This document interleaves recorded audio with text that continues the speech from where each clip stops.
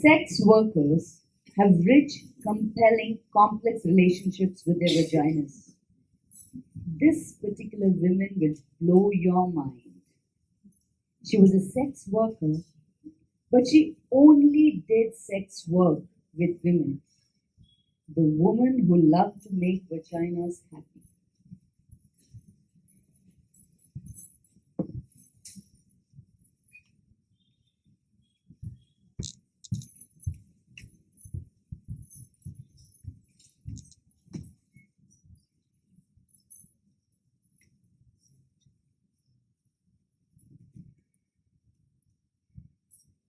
I love women.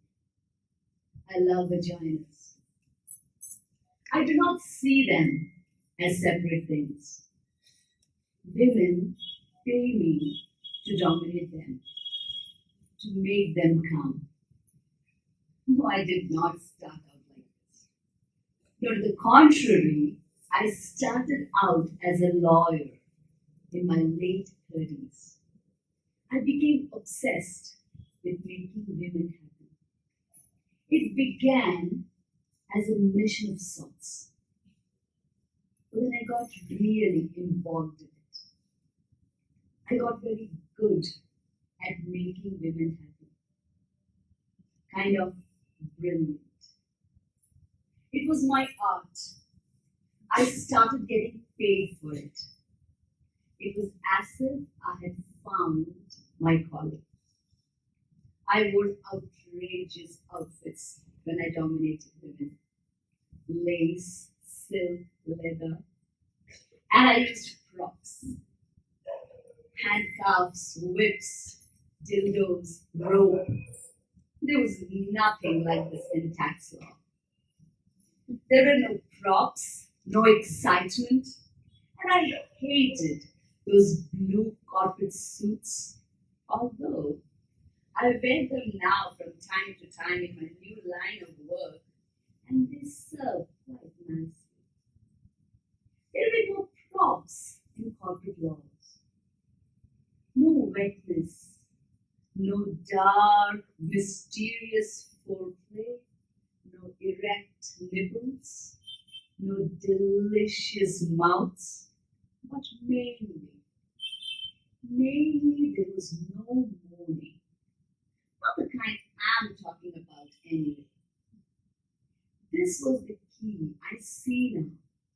Moaning was what got me ultimately seduced and got me addicted to making women happy. When I was a little girl, and I would see women in the movies making these strange orgasmic sounds and moaning noises, I used to laugh. I got strangely hysterical.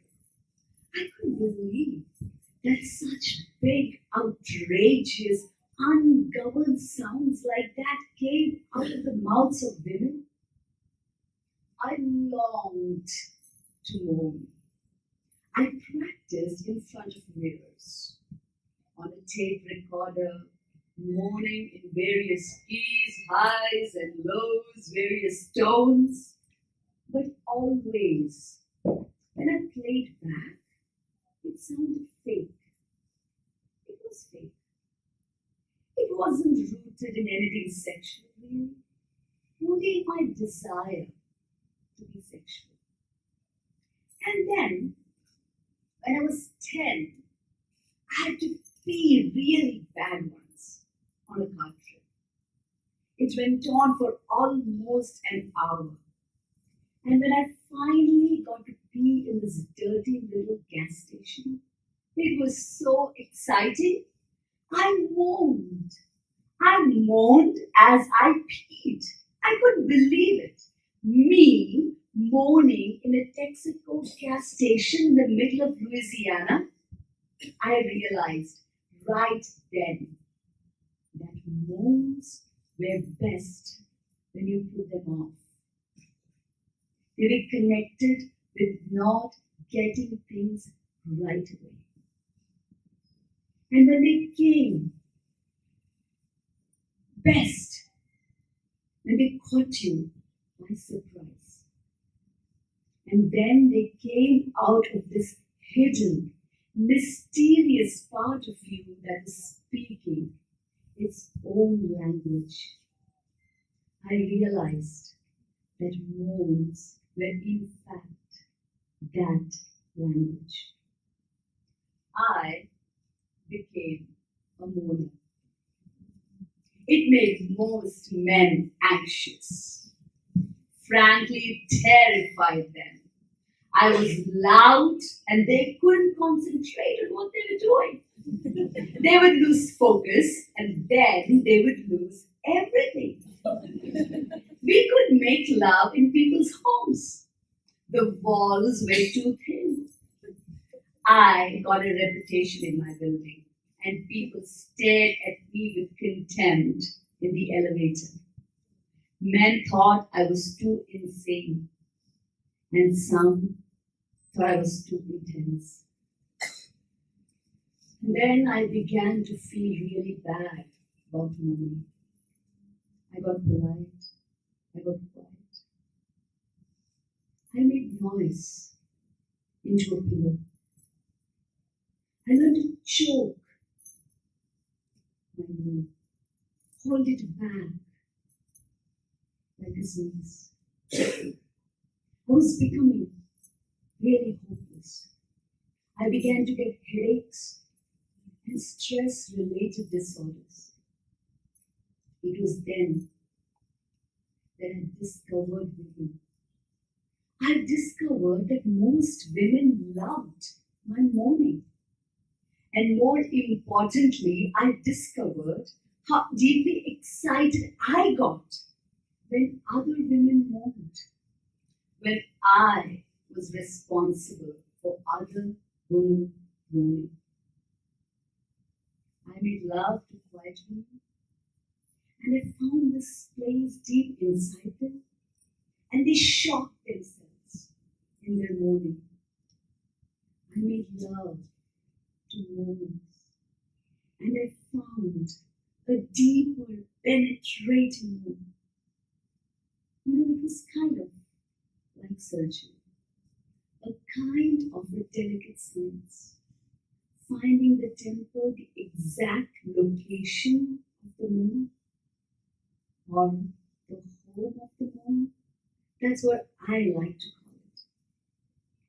Sometimes I found it over a woman's jeans, and sometimes I snuck upon it, off the record, quietly disarming the surrounding alarms and moaning.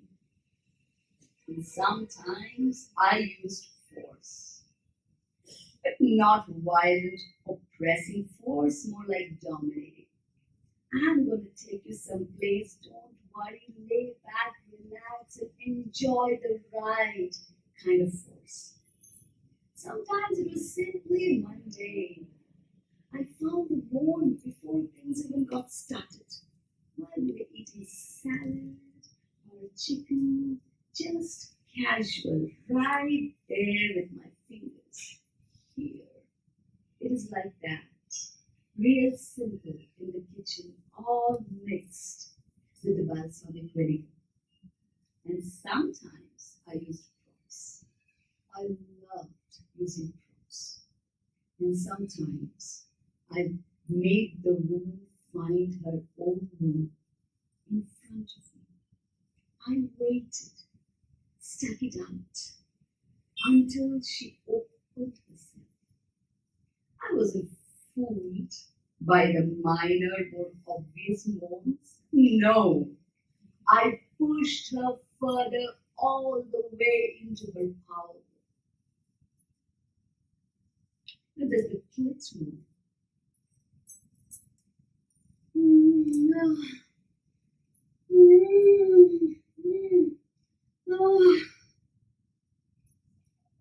The vaginal moon. Oh, oh, oh. The combo. The clit vaginal moon. No, no. There's the almost moon.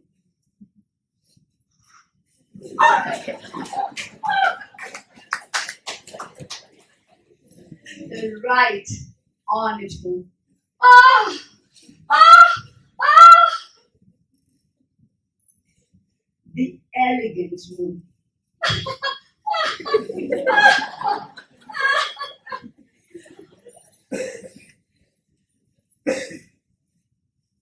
The baby moon.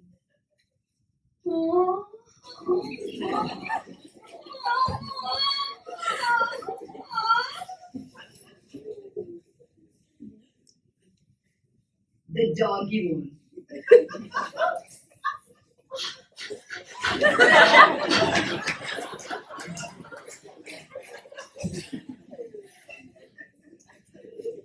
The machine gun moon.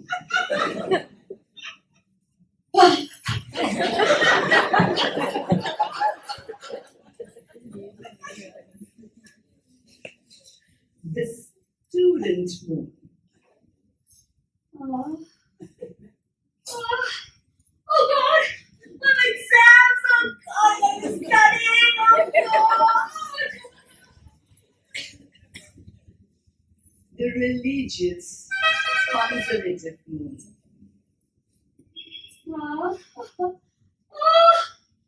Oh God, forgive me!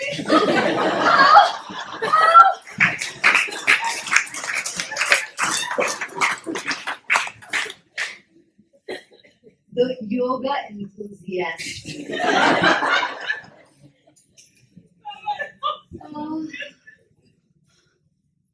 Breathe! Breathe! And now, the North Indian moon.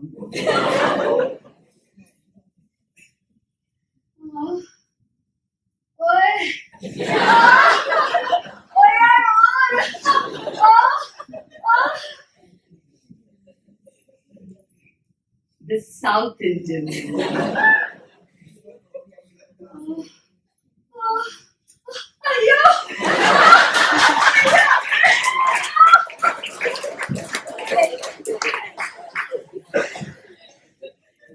And on popular demand, the foodie moon.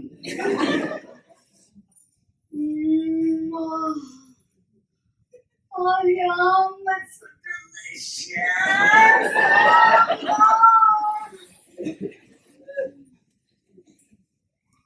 The Bangalorean moon.